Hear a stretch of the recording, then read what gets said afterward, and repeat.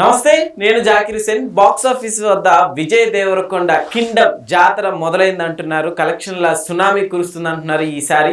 So ఎట్లా ఉండబోతుంది Vijay Devarakonda movie review అయితే తెలుసుకుందాం. కింగ్డమ్ మూవీ ప్రస్తుతం మనతోటి సినీ క్రిటిక్ జయదేవ్ గారు ఉన్నారు. వెల్కమ్ చెప్పేద్దాం. హలో సార్, నమస్తే. నమస్తే జకీర్. కింగ్డమ్ మూవీ రివ్యూ ఏం చెప్తారు సార్? యాక్చువల్గా రివ్యూ చెప్పొచ్చు, బాగుందో లేదో అని వరకు చెప్పొచ్చు.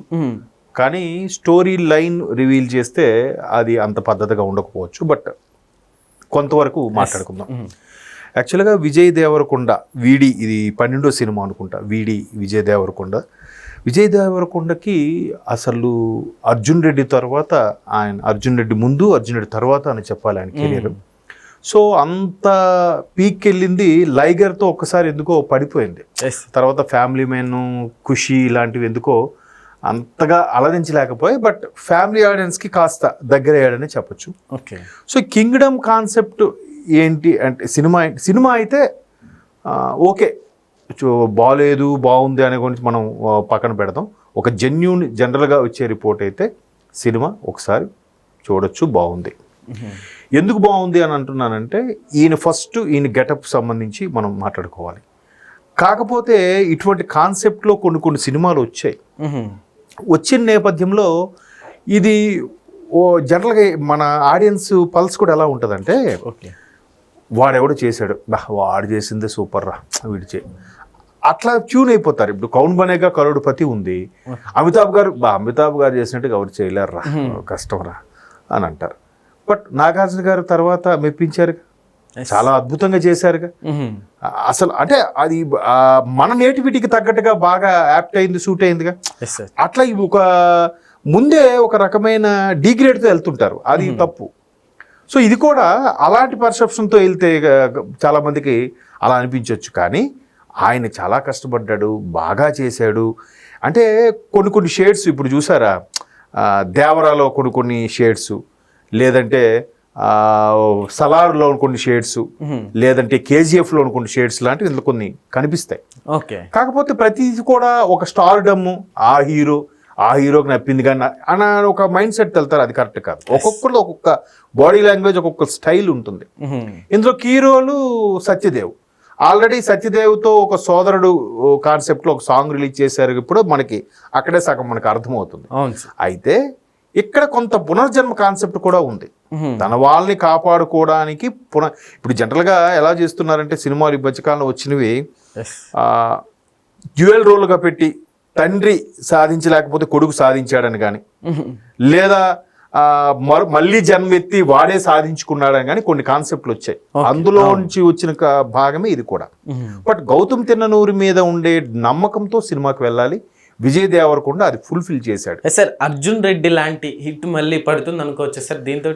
అదే ఇప్పుడు సినిమా ప్రేక్షకులకి ఏది నచ్చుతుందో ఏది నచ్చట్లేదు కూడా చెప్పలేకపోతున్నామండి.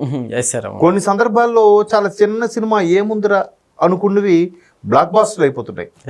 కొన్ని అరే ఎంత కష్టపడి ఎంత తీసారే, కనీసం మనం దీన్ని నచ్చకపోతే వదిలేసాయి, చూడొచ్చండి అని చెప్పు, కానీ బాగాలేదని చెప్పకు. అలా కూడా కొన్ని చాలా బాగున్నా కూడా ఆడని సినిమాలు ఉన్నాయి.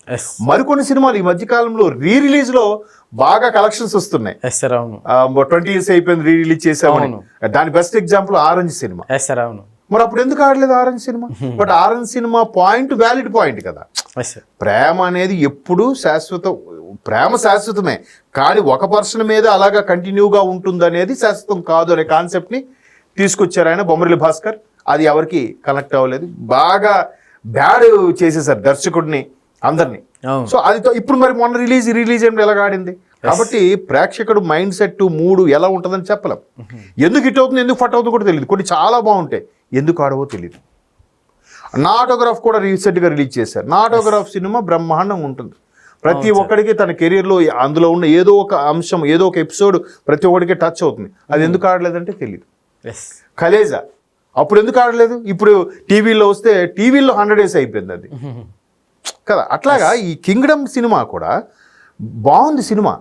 ఆయన బాడీ లాంగ్వేజ్, ఆహార్యం కానీ, అంటే పునర్జన్మ తీసుకున్నాక మళ్ళీ తర్వాల కోసం ఎట్లా పాటుపడ్డాడు అనేది కాన్సెప్ట్. అంటే నేను మొత్తం చెప్తే బాగోదేమో. సో అట్లాంటి సినిమాని గౌతమ్ తిన్నూరు అంటే జెర్సీ లాంటి బ్లాక్ బాస్టర్ ఇచ్చిన గౌతమ్ తిన్ననూరి డైరెక్షన్ ఎలా ఉంటుంది? ఇప్పుడు జెర్సీ చూడండి, క్లైమాక్స్లో హీరో చనిపోతాడు, తన భార్య కొడుకు వచ్చి ఆ అవార్డు తీసుకుంటారు. బట్ క్లైమాక్స్లో హీరో చనిపోయాడు అనే దాన్ని కూడా ప్రేక్షకులకి మెప్పించి సీట్లో కూర్చోబెట్టించాడుగా కదా. సో ఆ దర్శకుడు కాబట్టి ఎట్లా ఎలివేట్ చేశాడు అనేది మీరు ఆన్ స్క్రీన్ చూడాలి. నేను అంతకుమించి చెప్పకూడదు, చెప్పలేను. ఓకే, ఎందుకంటే ఈవెన్ అనిరుద్ధ్ మ్యూజిక్ ఒకటి ప్లస్, సత్యదేవ్ యాక్టింగ్ కూడా అడ్వాంటేజెస్ సినిమాకి. సార్ మ్యూజిక్ కూడా చూసుకుంటే మనకి బ్యాక్గ్రౌండ్ మ్యూజిక్ కూడా చాలా హైలైట్ గా కనిపిస్తుంది సార్. యాక్షన్ అదే అనిరుద్ధ్ అనేసరికి మనకి సాంగ్స్ కొంతమంది ఏమంటారంటే కొంచెం సిమిలర్ గా ఉంటున్నాయి, బట్ తమిళ్కి బాగా ఇస్తున్నారు, దీనికి అంతకు బాగా ఇవ్వట్లేదు అంటున్నారు. కానీ బట్ అదే అనిరుద్ధ్ నాని గ్యాంగ్ లీడర్ కానీ వాటికి మంచి మంచి కంపోజ్ చేశారు, మంచి సాంగ్స్ ఇచ్చాడు. ఇక్కడ కూడా బ్యాక్గ్రౌండ్ స్కోరు అదరగొట్టేశాడు అనిరుద్ధ్, డౌటే లేదు. అండ్ మోర్ ఓవర్ మలయాళ నటుడు వెంకటేష్ ఎవరో విలన్గా చేశాడు. సత్యదేవ్ మంచి, ఒక విధంగా చెప్పాలంటే కింగ్డమ్ డ్యూయల్ హీరో, ఇద్దరు హీరోల సినిమాను అనుకోవాలి. సత్యదేవ్ కూడా మంచి కథానాయకుడిగా ఈ మధ్యకాలంలో బాగా క్లిక్ అయ్యారు ఆయన. ఈవెన్ విజయ్ దేవరకొండ కూడా, ఈవెన్ తమిళ్ మలయాళం వాళ్ళకి కూడా అప్కమింగ్ హీరోస్లో వచ్చిన వాళ్ళలో ఎవరి పేర్లు తెలియదు, కానీ విజయ్ దేవరకొండ పేరు అందరికీ తెలుసు. Because of Arjun Reddy and because of Geetha గోవిందం.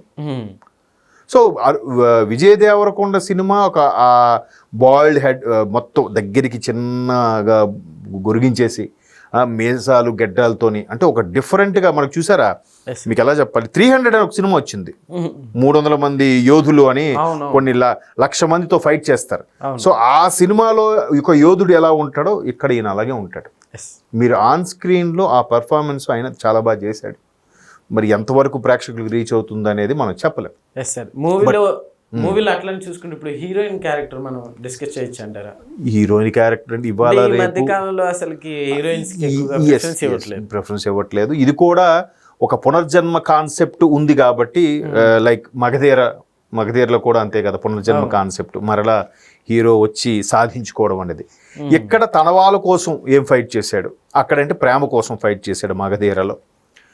రాజమౌళి గారు అది విజువల్ వండర్, అది పక్కన పెడితే తర్వాత చాలా మళ్ళీ పుట్టడాలు కూడా చాలా వచ్చాయి. ఇప్పుడు ఒక హిందీలో కూడా ఒక సూపర్ హిట్ సినిమా ఏదో ఉంటుంది, కరణ్ అర్జున్ ఏదో సంథింగ్, షారుఖ్ ఖాను అండ్ సల్మాన్ ఖాన్ బ్రదర్స్గా చేసిన సినిమా అనమాట.